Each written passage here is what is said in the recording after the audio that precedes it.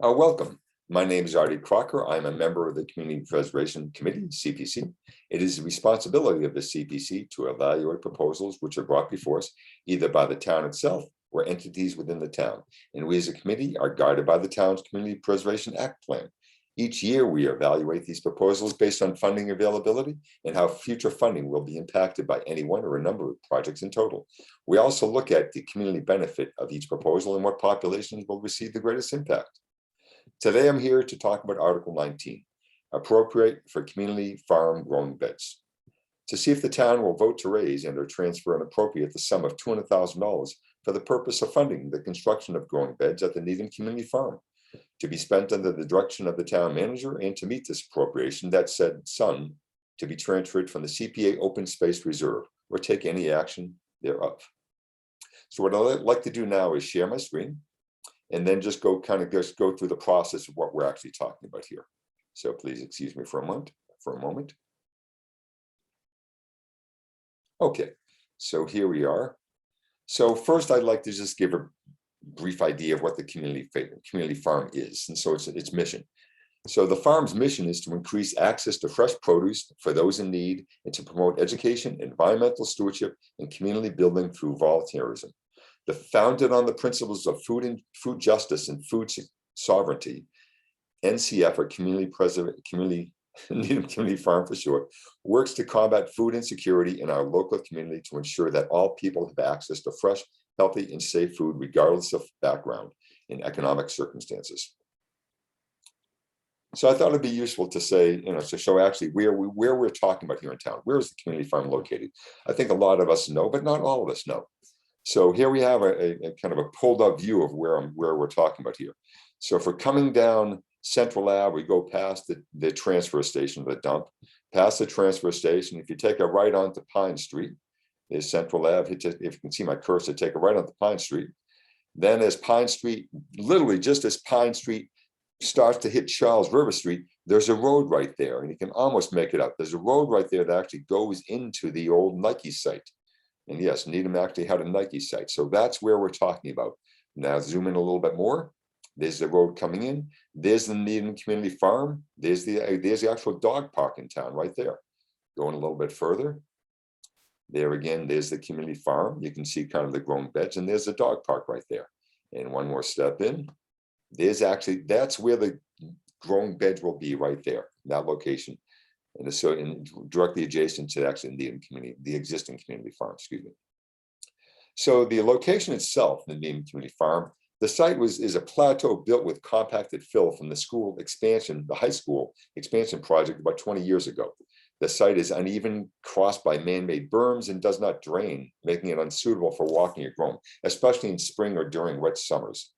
Drainage will be improved and leveled to assure safe and passable, to make it passable for users, excuse me. A walkway will be installed from the parking area to the community bed site that will allow for easier wheelchair and handicapped access. The site will be fenced to prevent deer entering and vandalism. So here's an idea what we're talking about. So again, this land came from when the high school was renovated 20 so years ago with the expansion there. And the dirt, everything was dumped in this property here and essentially compacted down, and it simply does not drain. Well, it drains extremely slowly. And because of that extreme slow drainage, it either runs off the property or evaporates back up into the air. Well, rain was not the purpose of the rain, at least when it rains in the ground. The purpose of that water is to actually infiltrate into the ground to help the cycle, the water cycle. That's what it's supposed to do. It's not supposed to hit the ground and evaporate right back up again. It's not supposed to flow into the wetlands, and you'll see that in a minute, where the wetlands are associated with this site.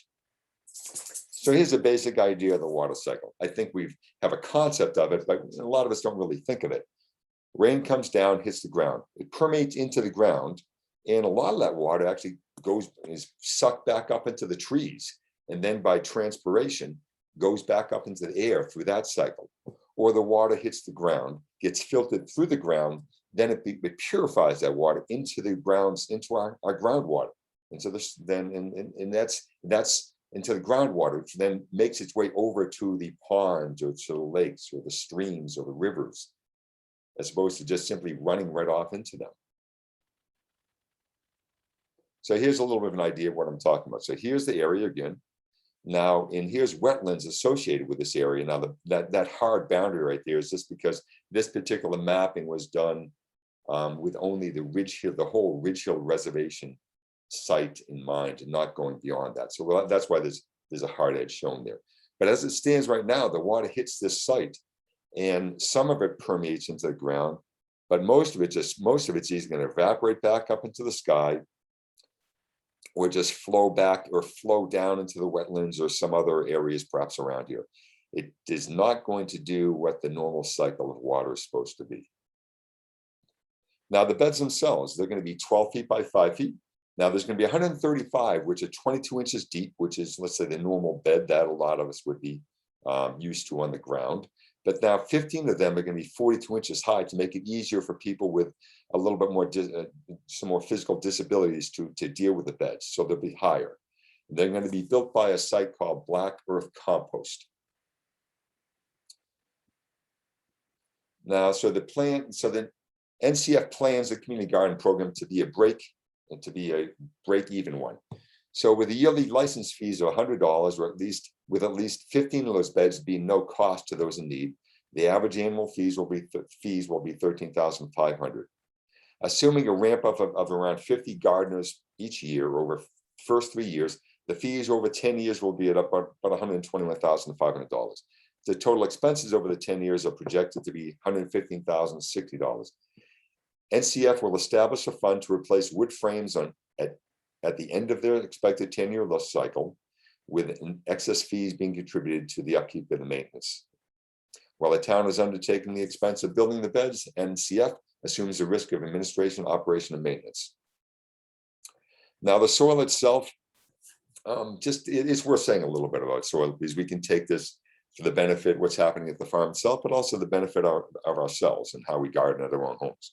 So the blend is a blend of soil of black earth compost, and the soil is a sandy loam from a single source and is lab tested, just like the other soil at the NCF's compost.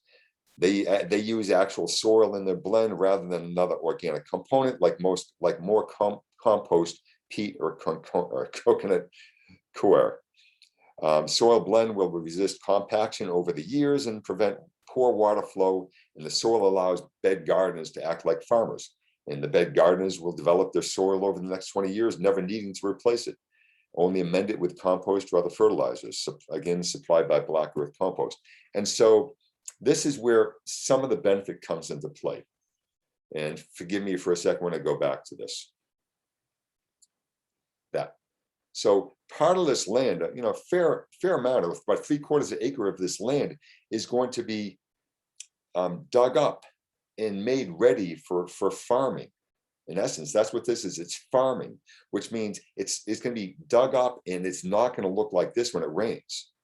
It's going to be dug up and look like that, let's say, where a lot of beds, and we're talking 150 beds, where the water can hit, will drain into the soil, and because of below this soil, the earth is being dug up and regraded to make it work for this purpose, the water will actually infiltrate into the ground.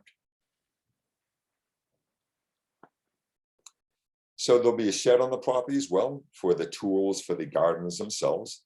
And that'll be supplied and maintained and taken care of by the community farm and also the farmers themselves. The gardeners' preference is going to be given to Indian residents. 15 beds for those whose physical conditions make it difficult to garden in 22-inch high beds.